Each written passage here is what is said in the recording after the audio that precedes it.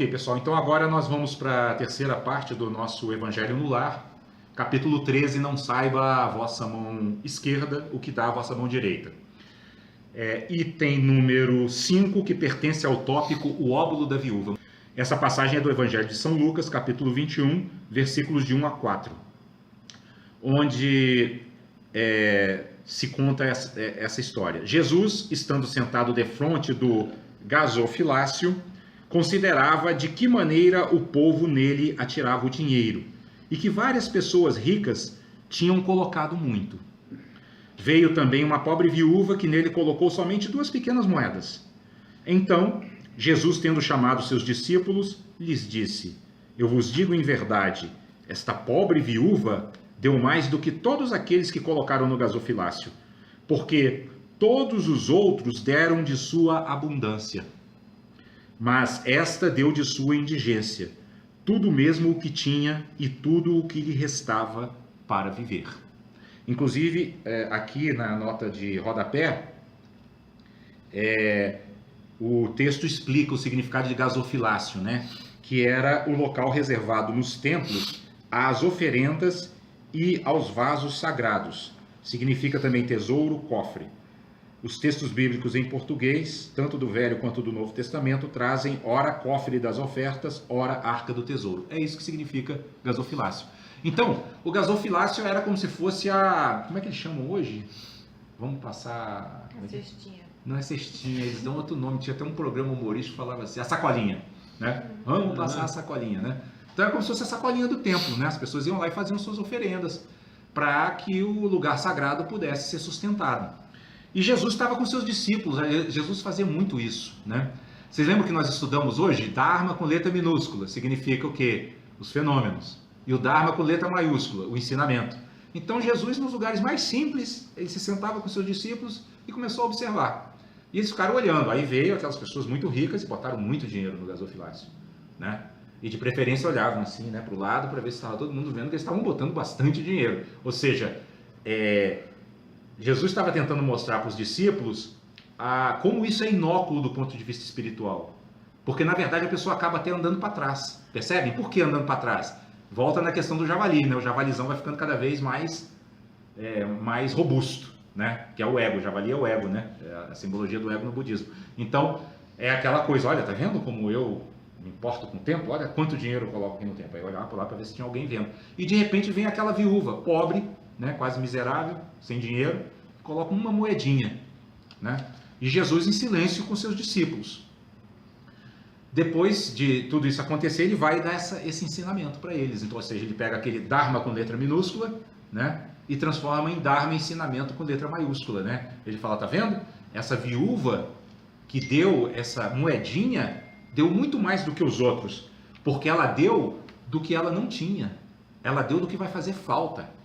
Ela tirou do seu para dar para o templo. Então ela está demonstrando uma devoção a Deus, né, no caso, né, porque o templo representa a casa de Deus, né, muito maior do que todos os outros, né, e não teve vergonha de dar pouco, porque os que estão olhando, é aquilo que nós falamos das aparências, estão olhando para as aparências, estão olhando para a quantidade de moedas que eram colocadas no gasofilácio, e não para o interior da pessoa. E Jesus não, Jesus ele via o interior.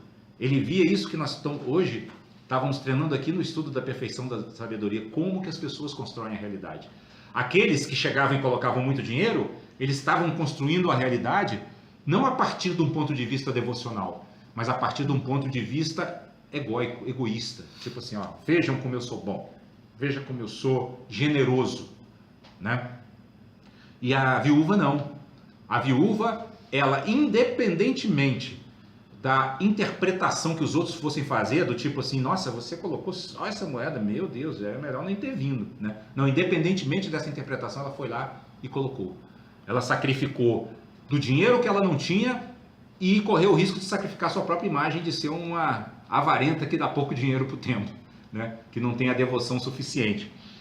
E, inclusive, Kardec aqui, ele vai comentar assim, ó, muitas pessoas lamentam não poderem fazer tanto bem quanto gostariam, por falta de recursos suficientes, e se desejam a fortuna, dizem elas, para dela fazerem um bom uso.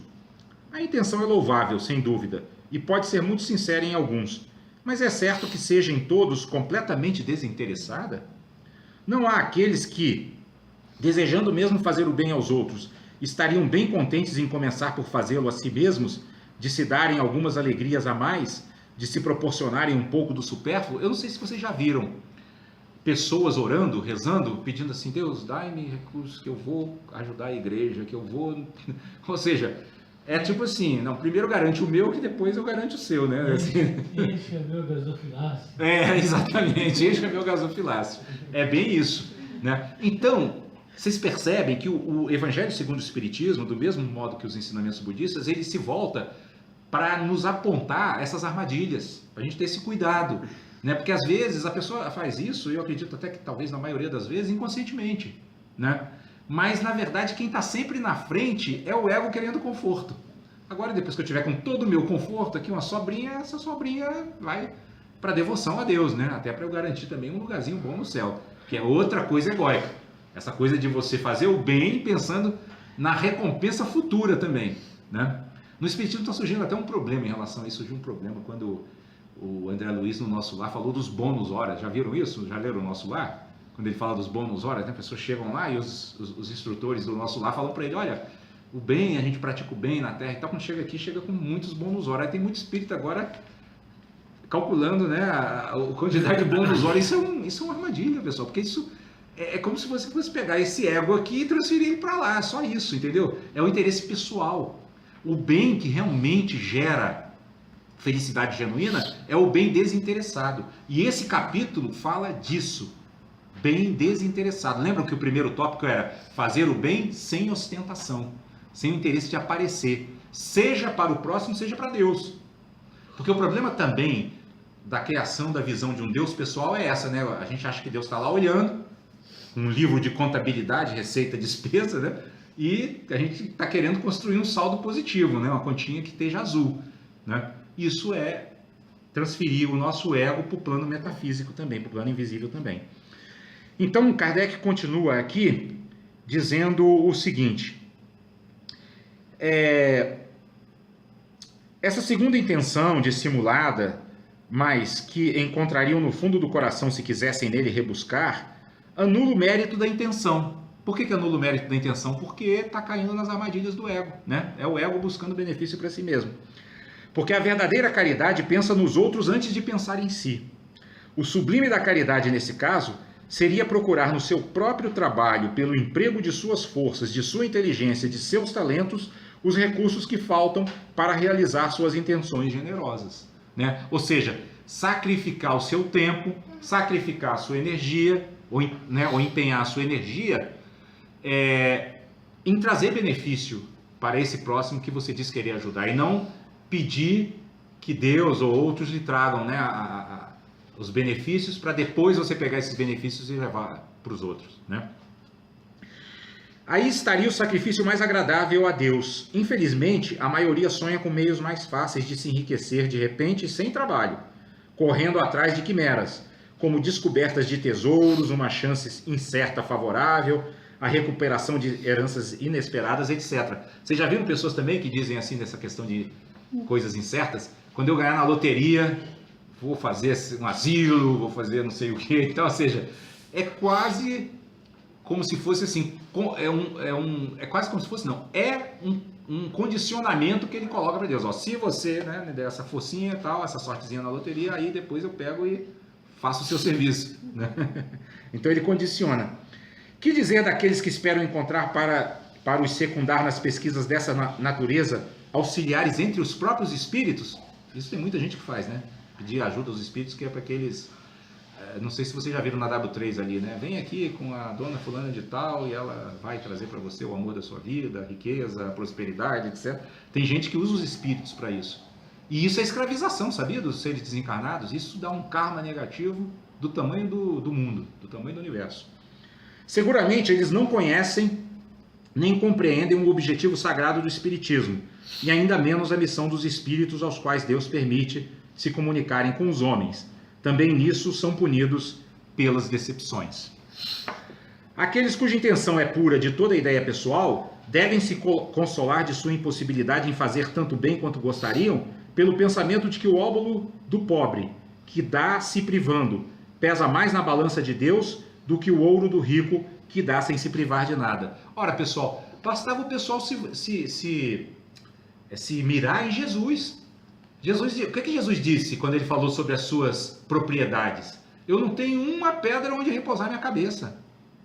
Jesus não tinha sequer uma pedra para poder apoiar a cabeça para dormir.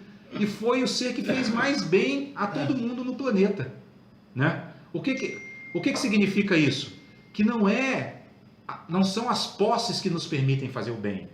Né? É a capacidade interior que a gente desenvolve de trazer alegria e felicidade para os outros. Todo mundo pode oferecer um abraço, um sorriso, um amparo, né? Ajudar alguém a atravessar a rua, alguém que está com dificuldade, né? Ajudar um doente no hospital, etc. E aí ele continua. A satisfação seria grande, sem dúvida, em poder largamente socorrer a indigência. Mas se ela é negada, é preciso se submeter e se limitar a fazer o que se pode. Aliás, não há apenas com o ouro que se podem secar as lágrimas. Isso é verdade, né? Há muita gente rica que não consegue secar lágrimas, e há muita gente totalmente despossuída que com uma palavra, né, alivia o sofrimento e consola. Né?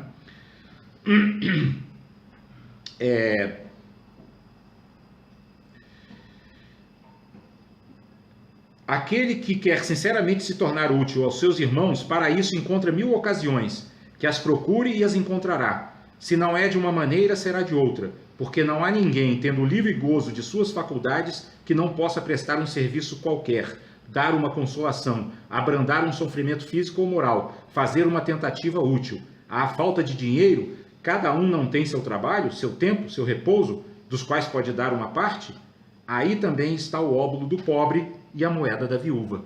Isso me lembra muito também o esquema que foi montado pelo Lama Padmasambhava, né? Ele, por exemplo, hoje em dia, ele não tem emprego, o SEB não tem patrocínio de nenhuma empresa, e eles vivem de quê? Do que eles recebem dos colaboradores. Ele chama isso, sabe de quê? Viver de méritos. Né? E aí ele diz que isso é muito bom. Por quê? Porque isso mede a qualidade da sua prática. Ele diz, a hora que estiver faltando dinheiro aqui é porque a nossa prática está fraca. Estamos sem méritos. Felizmente, até hoje, pelo contrário, não tem faltado. Né? Mas eu achei super interessante essa ideia, né? O teste de qualidade da prática. Alunos dele, uns 4 ou 5 alunos deles até fizeram a mesma coisa. Né? Um deles até falou uma vez, eu achei super engraçado, o Marcelo, disse assim, quando eu saí do retiro eu desisti dessa ideia de voltar para o mercado de trabalho. Mas não desistiu de trabalhar. Trabalho muito. Né? Mas trabalho o quê? Dando ensinamentos. Oferecendo o que eles têm de melhor. O que eles conquistaram de melhor, que é um interior mais luminoso, né? Mais rico. Né? Uma capacidade de ensinar as pessoas a vencerem a ignorância.